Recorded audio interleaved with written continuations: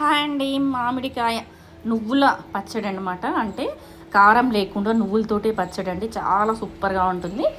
తెలంగాణలో అయితే చాలా సూపర్గా ఈ పచ్చడిని అయితే పెట్టేస్తారు. మేమైతే ఇక్కడ మార్కెట్కి వెళ్ళేసి ఒక 2 కిలోల వరకు మామిడికాయలని, పుల్లటి మామిడికాయలు ఎంచుకొని కట్ చేయించుకున్నామండి.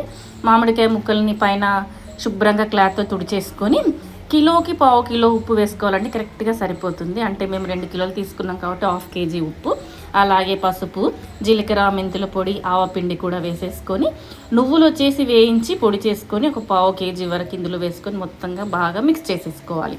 ఇప్పుడు 1 గంట 2 గంటలు లేకుంటే ఒక రోజైనా సరే మంచిగా ఉప్పు అంతా ఊరేట్లా పక్కన పెట్టుకొని స్టవ్ ఆన్ చేసి కడాయి పెట్టుకొని సుమారు ఒక 1/2 కేజీ కన్నా కాస్త ఎక్కువైనా ఆయిల్ వేసేసుకొని కొద్దిగా జీలకర్ర, ఆవాలు, ఎండుమిర్చి, అలాగే ఇందులో కొద్దిగా ఇంగువ వేసుకోవాలి. అలాగే ఒక 100 గ్రాముల వరకు వెల్లుల్లిపాయని కచ్చా పచ్చా దంచి పెట్టుకొని పోపులో వేసుకోవాలి.